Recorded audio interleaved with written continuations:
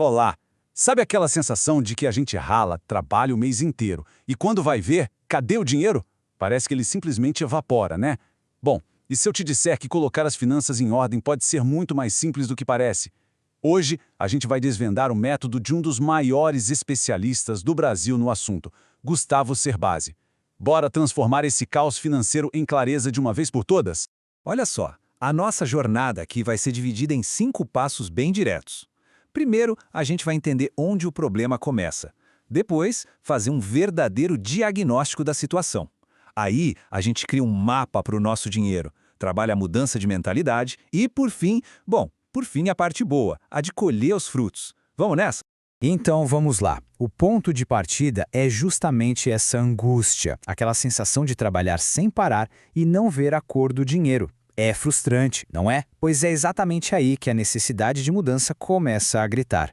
Essa pergunta, meu amigo, minha amiga, é o estalo. É o primeiro sinal de que as coisas precisam mudar. E a notícia boa é que a solução não envolve nenhuma fórmula mágica, mas sim um método bem pé no chão que qualquer pessoa pode colocar em prática.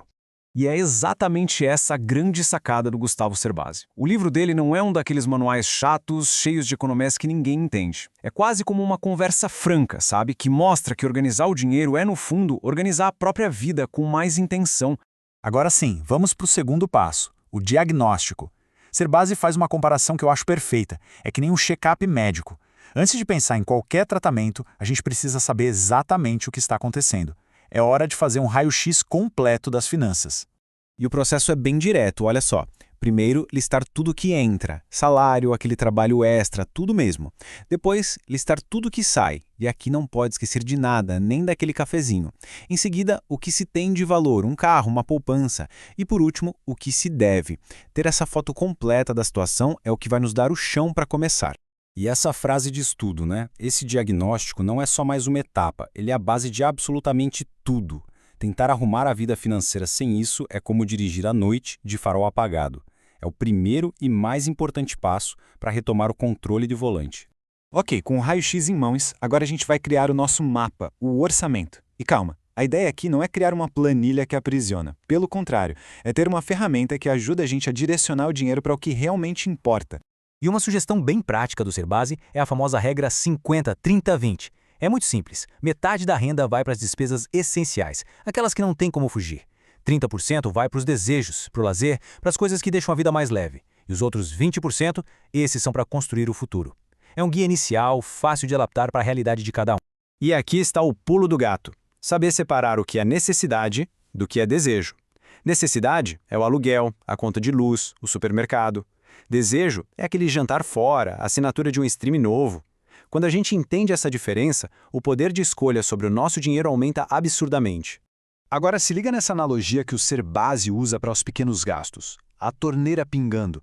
Sabe aquele cafezinho todo dia, o delivery fora de hora?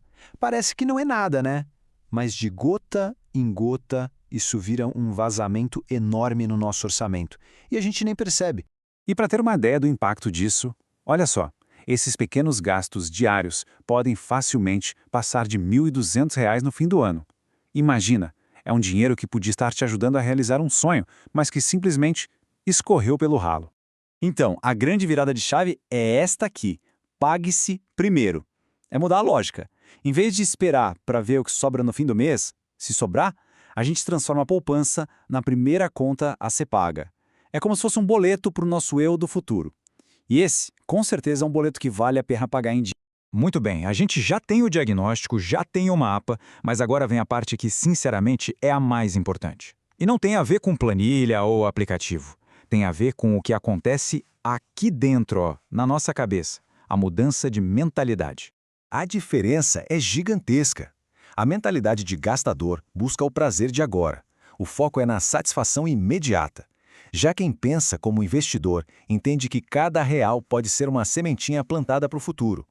É uma escolha consciente, trocar um pequeno prazer de hoje pela liberdade de amanhã. E essa frase aqui é para a gente levar para a vida. Cada não que a gente consegue dizer para um gasto que não é essencial, cada pequeno sacrifício é um tijolinho a mais na construção de um futuro com mais tranquilidade, mais opções e, principalmente, mais segurança. E, finalmente, a gente chega na melhor parte. a colheita. Porque, vamos combinar, ninguém organiza as finanças só por organizar. O objetivo é usar o dinheiro como uma ferramenta para construir a vida que a gente sempre quis ter.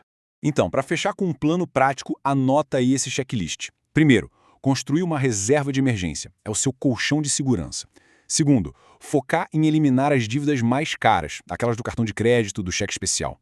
Terceiro, transformar sonhos em metas, com prazo e valor. E por último, nunca, jamais parar de aprender sobre dinheiro. Esses são os pilares da liberdade financeira. E essa nossa análise termina com uma reflexão. Organizar as finanças dá um propósito para o dinheiro. Ele deixa de ser uma fonte de estresse para se tornar um grande parceiro na realização de sonhos. Então, a pergunta que fica é: com as finanças nos eixos, qual é o primeiro sonho que vai finalmente sair do papel?